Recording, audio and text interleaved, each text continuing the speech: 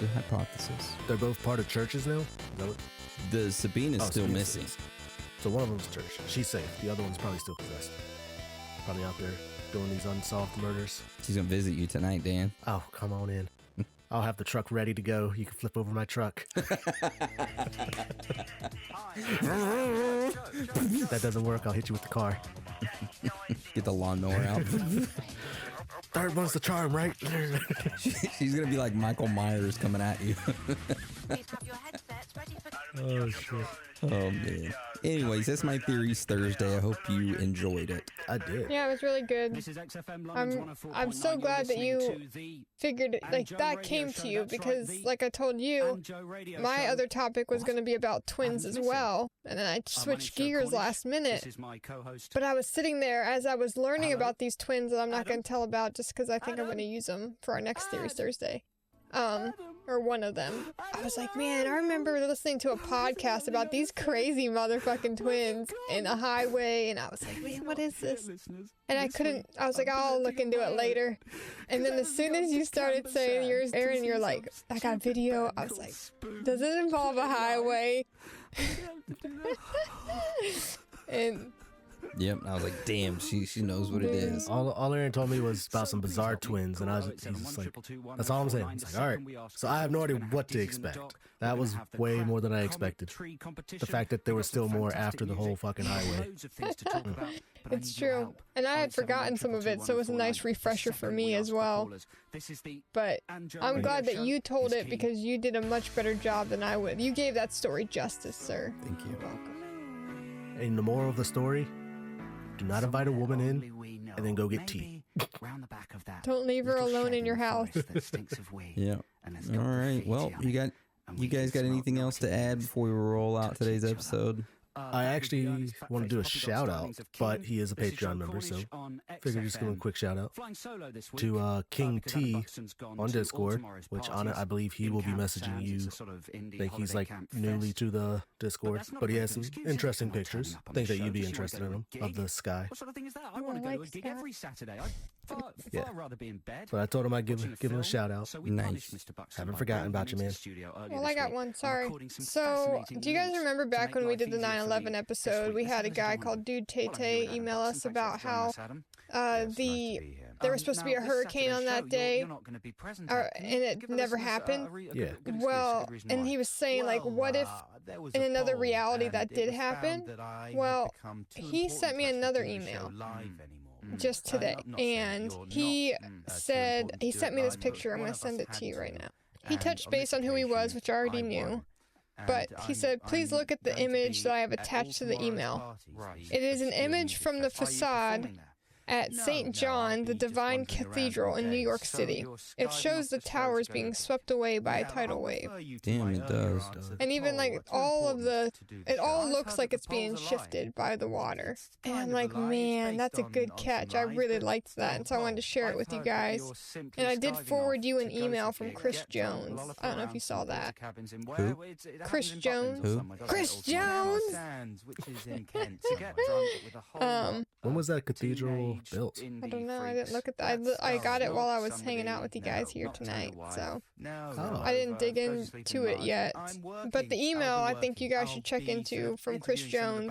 You know how we talked about the Coral Castle in the Anunnaki episode where the cones were used to possibly move the pieces for the guy's wife that was from the Coral Castle from Florida, blah, blah, blah. So this guy said that his friend and him once spent 20 years or so ago, decided to get to the bottom of it while they were stoned out their minds. Best time to do some research, I say. So what he could remember they came up with was that the castle was able to be built because of its location. It was originally built in Florida City and was sometime after moved to Homestead. Their theory is that it was built in one of the points of the tetrahedral, on a tetrahedral world grid, the same as many other wonders such as the Great Pyramids. At the points, it was possible to manipulate gravity and the Earth's magnetic pull. So when you line up the grid points, they would line up almost perfectly with all the ancient pyramids. When I say almost, that's because our theory is that it started moving. Thus, the reason Ed having to move his castle from Florida City to Homestead to finish it. He said, why did they start moving? We're not completely sure. We think that it had something to do with today's technology throwing off the balance. And then he attached some pictures at the bottom of this email that are similar to the ones they found back when they had done their research 20 years ago. And he said that he hopes that we have a great day, and he's looking forward to hearing more episodes. And the images are pretty cool, like just to see them alone. They're like overwhelming for me to see. Once I start seeing shapes, I get a little overwhelmed, like geometric stuff. But there's smart people out there that'll get that, and I appreciate him writing that in because that's pretty cool. I would have never ever put those together. So I think that could be a nice rabbit hole to go down as well to learn more about. Definitely seems really interesting looking at the images. Yeah, thank you for that, Chris Jones. Chris Jones. Yeah, we appreciate you, friend. So thank you for that.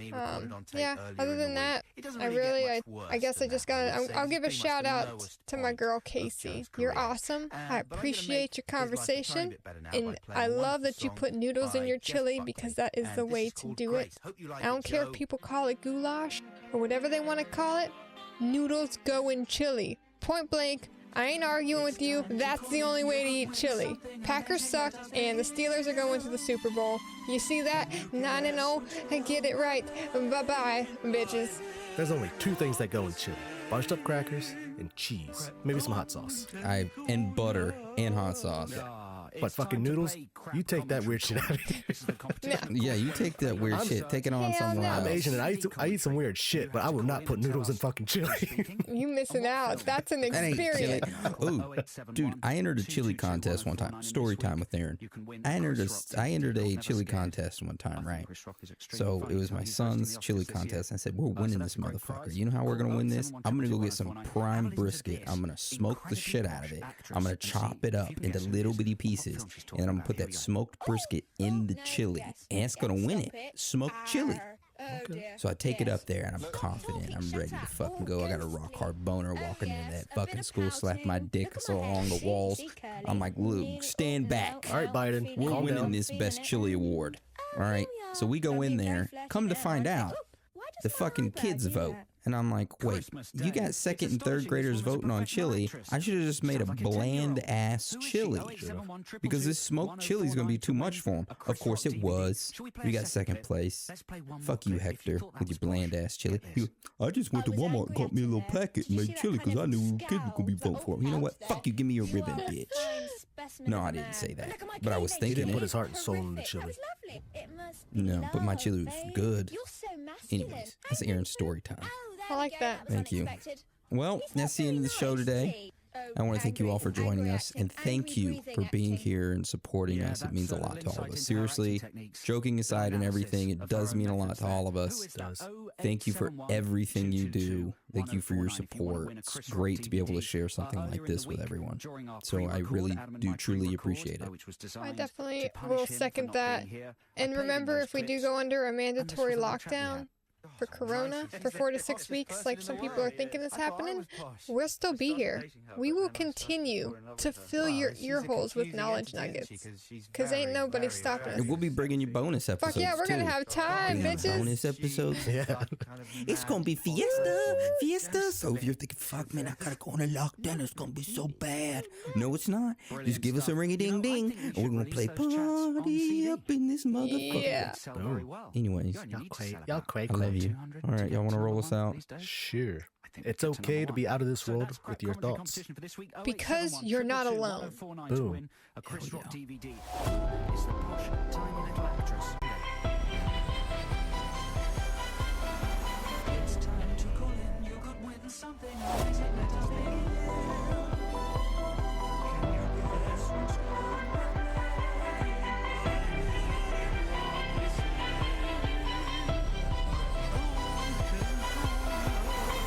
Welcome to theories of the third kind. It's impossible to overplay that jingle. Scientific fact. You're listening to Joe, the Joe Show, and Joe. this week, but we've been playing Crap Commentary Corner. We've got 2 callers on the line. Welcome. First off, I want to say thank you to whomever you are listening for opening your minds to receive extra knowledge nuggets each week. It means a lot to all of us, and I want you to know that.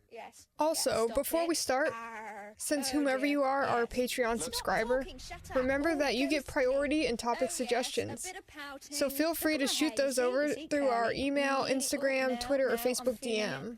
So today's episode is the 1985 Philadelphia bombing. Now, have either of you heard about this bombing before we started the research on it? No. I did, because when we went over Waco, Okay. we talked about this for a half a second. Yeah. Oh, I mean, other than that, yeah. I came across this, I don't know, a few months ago, I want to say. I wasn't really familiar about it, and I'm surprised not many people talk about this. No, it's really not talked about at all. So that is why we were digging into it today, and man, a lot of surprising things in this. So let's go ahead and hop into it. So at dawn, on May 13th, 1985, the Pennsylvania State Police had a standoff with a group called MOVE, located on the west side of Philadelphia. After tear gas, smoke grenades, and water cannons didn't work, they decided to try something more. The decision, 12 hours later, was to drop a makeshift bomb from a helicopter onto the roof of their house. This bombing started a fire that killed 11 people, including 5 children, and incinerating up to 61 homes, leaving a total of 250 people homeless. So to get a better understanding about all of this, we first have to start off with the group MOVE and learn what they're all about.